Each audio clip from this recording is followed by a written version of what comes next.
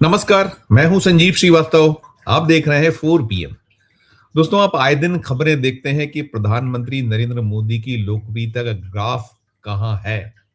गोदी मीडिया और जो सरकारी जो कहीं उपकृत वाली एजेंसियां बार बार इस तरह के सर्वे छापती हैं, दिखाती हैं कि प्रधानमंत्री की लोकप्रियता आज भी जबरदस्त है। और उनकी तुलना में जो उनके पीछे जो लगे हैं दावेदार जो हैं प्रधानमंत्री पद के, उनकी हैसियत क्या। और खासकर जो तुलना होती है राहुल गांधी से होती है, और राहुल गांधी को कहाँ दिखाया जाता है और मोदी कहाँ दिखाए जाते हैं, बार बार आप देखते हैं। लेकिन सच्चाई छुपी हुई नहीं है। खासकर 2024 में तो आपने देख ही लिया, 400 पार का नारा था भारतीय जनता पार्टी का, एनडीए का।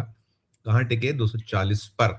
और 240 भी कैसे हासिल हुआ, ये भी देश जानता है, बुझता है, पता है उसे कि इलेक्शन कमीशन ऑफ इंडिया ना हो तो चुनाव जीतने की जो जुगतबाजी के आरोप लगते हैं सरकार पर, जो लगता है बेईमानियों के आरोप, चाहे वो इलेक्शन कमीशन ऑफ इंडिया हो या केंद्र की सरकार हो, विपक्ष तो यही कहता है कि बीजेपी की विंग है, इकाई है इलेक्शन कमीशन ऑफ इंडिया, तो लाले पड़ जाएं। खैर, वो अपनी जगह।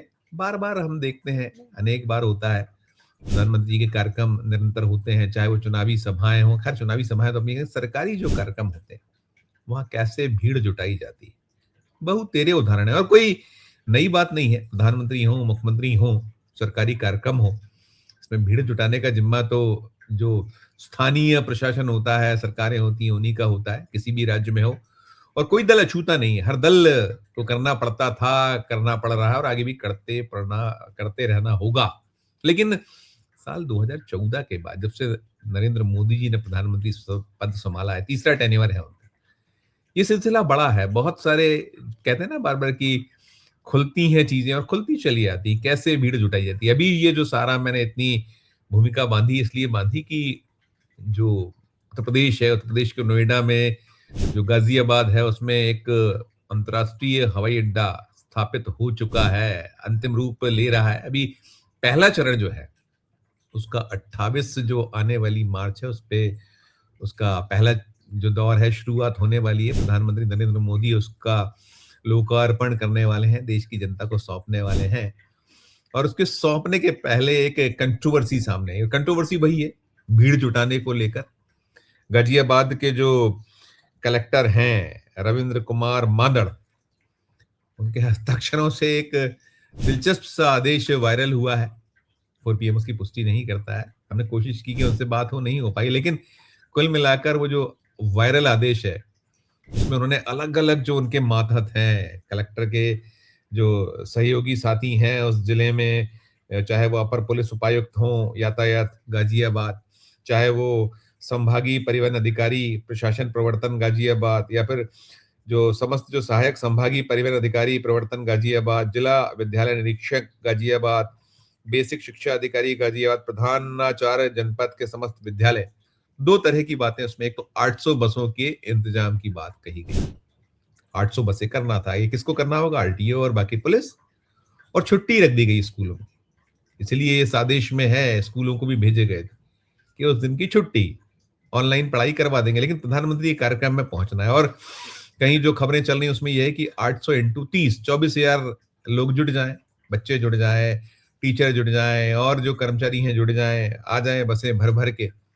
लेकिन ये जब वायरल हुआ तो बड़ी फजीयत हुई, बड़ा एक किरकिरी हुई। और गाजियाबाद के जो प्रशासन है, उसको तो उसको उत्तर प्रदेश की सरकार, और खैर मोदी जी या और बीजेपी को तो फर्क पड़ता नहीं है, वो तो सब चलता है वाली स्थिति है। और भीड़ जुटती ही नहीं है। अब वक्त खत्म हो चुका है जब कोई सुनने आता था नेताओं को, और खासकर मोदी जी दावे करते रहे, बातें करते रहे। और इसकी अभी बहुत मीमांसा इसलिए भी हो रही कि जो देश में हाल है, जैसा मैंने कहा कि कोई नई बात नहीं है, भीड़ जुटाई जाती थी, जुटाई जा रही है और जुटाई जाती रहेगी। हाल क्या है देश की, स्थितियां क्या है? अभी पेट्रोल और डीजल की जबरदस्त किल्लत है। खुद मोदी जी आगाह कर रहे हैं देश को कि जो आने वाला वक्त है उसके लिए तैयार है देश। संकट बढ़ने वाला है, दिक्कतें बढ़ जाने वाली हैं, और जो कोविड जैसी स्थितियां बनेंगी उसके लिए आपको प्रिपेयर्ड होना होगा। और ये क्या है? 8,000 बसें कितना पेट्रोल डीजल फूका जाएगा, कितने संसाधन फूके जाएंगे। आप जो गैस की किल्लत है जबरदस्त नहीं मिल रही है, जो गृहिणियां हैं, जो घर हैं, उनको आम जनों को रसोई गैस, कमर्शियल सिलेंडरों के हाल बेहाल हैं, बुरे हाल हैं। हमारे जिस मध्य प्रदेश से मैं आता हूँ, यहाँ तो अब हो गया, आदेश हो गया है कि अप्रैल से जो बीपीएल के लोग हैं, जिनके लिए बड़ी-बड़ी बातें मोदी जी किया करते थे कि हमने उनको उज्ज्वला में इतने कनेक्शन दे दिए। पूरे देश के कनेक्शंस मालूम है कितने हैं आपको? आंकड़ा आपको मालूम है? बहुत गिनाते थे मोदी जी। सिलेंडर नहीं मिल रहा है, पहले ही नहीं मिल रहे थे। अब और बुरी स्थिति है और मध्य प्रदेश में हो गया है कि अप्रैल माह से जो केरोसिन है, वो इस बीपीएल के लोगों को जो बंद हो गया था आज से लगभग 7-8 साल पहले से वो व्यवस्था उसको केरोसिन जो मिलना राशन के दुकानों पे उसको फिर से लागू किया जा रहा है मध्य प्रदेश में। यानी अब वो वापसी हो रही है उसी दौर की। लकड़ी चूल्हा हो ही गया है शुरू, केरोसिन फिर सरकार शुरू। लेकिन इसके संकट तो है ही है, दिक्कतें तो है ही है और ऐसे में इतनी बड़ी जो सभा रैली क्या आवश्यकता है? सवाल बड़ा ही है। जैसा मैंने कहा कि प्रधानमंत्री जी ने अभी संसद के दोनों सदनों में, पहले लोकसभा फिर राज्यसभा, वक्तव्य दिए और क्या कुछ आगाह कर रहे थे और हो रहा है। कटौती हो रही है, पंप सूख रहे हैं, दिक्कतें। हमने इसको लेकर और भी खबरें आपको दिखाई हैं कि कैसे अभी जो नायरा है उसने दाम बढ़ा दिए आज से 5 रुपए 30 पैसे पेट्रोल प्रति लीटर और 3 रुपए डीजल प्रति लीटर। इसके पहले 2 रुपए 35 पैसे बढ़ चुका है प्रीमियम पेट्रोल के दाम। उसके पहले 60 रुपए प्रति सिलेंडर गैस जो रसोई गैस है उसके बढ़ाए गए, कमर्शियल सिलेंडर के दरें बढ़ाई गई। मिल नहीं रहा है कुछ भी। आप दावे करें, बातें करें, लेकिन फिर ये दूसरा जो पहलू है, पक्ष है। अरे आप एक साधारण तरीके से कर ले, कोई जरूरी है कि आप इतने लोगों को किराए की भीड़ लाएं, जुटाएं? जो अभी संकट है उस संकट के दौर में वैसे तो आप जुटाते रहे हैं, जुटाता आपकी कहीं भी हो। बीजेपी की भी जो सभाएं होती हैं, रैलियां होती हैं या जो चुनावी सभाएं होती हैं, उसमें भी क्या कुछ होता है, छुपा हुआ थोड़ी है। सरकार को सारे जो क्रम है करना ही करना होते हैं। अब इसमें यह हुआ है कि जब ये पूरा का पूरा वायरल हुआ, हंगामा मचा, गाजियाबाद जो प्रशासन ने एक कह सकते हैं कि बड़ी मूर्खता, छुपता थोड़ी है सब कुछ, अब वापस लिया है इसको। 24 तारीख को आदेश हुआ था कि 800 बसें, स्कूल की छुट्टियां, फिर जब बोमा बम हुआ, हंगामा मचा तो 25 तारीख को फिर जारी किया गया। 25 तारीख के आदेश में देख लीजिए, कह दिया गया कि नहीं नहीं नहीं, ऐसा नहीं करना है। हो गया, खैर ये तो अपनी जगह है। लेकिन कुल मिलाकर आप वाहवाही के चक्कर में, जैसे ये जो एयरपोर्ट है, 2.5 दशक बाद, अब 25 साल हो रहे हैं, मोदी जी तो कॉलर ऊंची करेंगे, बताएंगे देखिए हमने कर डाला है। पहला जो चरण है, फर्स्ट फेज में करीब 1 करोड़ 20 लाख यात्रियों को लाभ मिलने की बातें हैं। फिर उसके बाद 3 करोड़ होगा ये सेकंड फेज में, थर्ड फेज में 5 करोड़ और फिर फोर्थ जो फाइनल होगा विस्तार तो 7 करोड़ है। अच्छी बात है।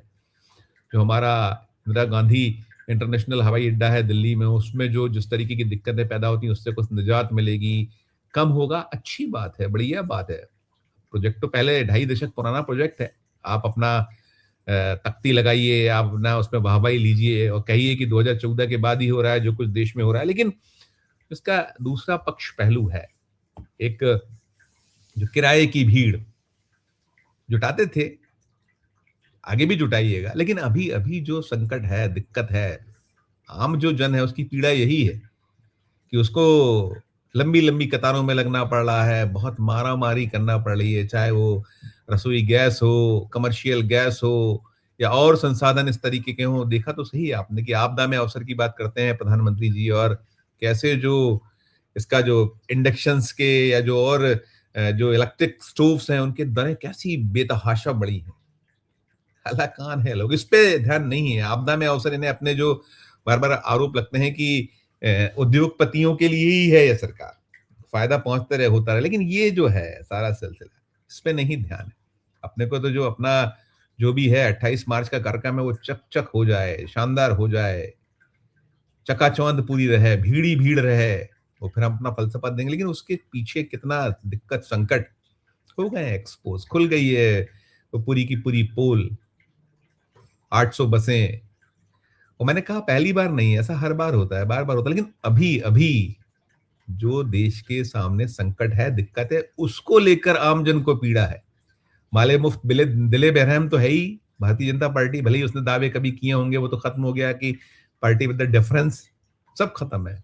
ना शुचिता है, ना कोई और जो सारे जुमले होते थे, अब तो ये मोदी शाह की बीजेपी, यहाँ कुछ भी संभव है। तो ये है, सीन है, दृश्य है।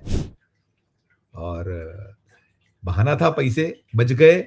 जनता को ये जो 12,000 बसें उसमें निकल के 8,000 जो बसें, 800 बसें ले जाने की बात थी, 12,000 प्रति बस आ रहा था, यानी कि लगभग 96 लाख रुपए वो कुछ घंटों के कार्यक्रम पे इसके बचे, और बाकी वहां सब कुछ होता, चाय नाश्ता खाना पीना ये वो। अब देखिए इसको कैसे करेंगे, वो जब होगा तो और निकलेगा इस पूरे मामले में। हमने कोशिश की थी डीएम से बात करने की या प्रशासन के किसी अफसर से बात, तो बात नहीं हो पाई। कुल मिलाकर ये थू थू कराने वाली बात है।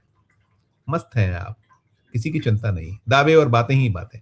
इस वीडियो में इतना ही। आपकी अपनी जो राय हो, आपकी अपनी जो टिप्पणी हो, इस वीडियो के कमेंट बॉक्स में कीजिएगा। और अच्छी लगी हो खबर तो चैनल को लाइक कीजिए, सब्सक्राइब कीजिए, ज्वाइन का बटन दबाइएगा तो हमारी हौसला अफजाई होगी। प्यार और देखते रहिए 4 PM। धन्यवाद, नमस्कार।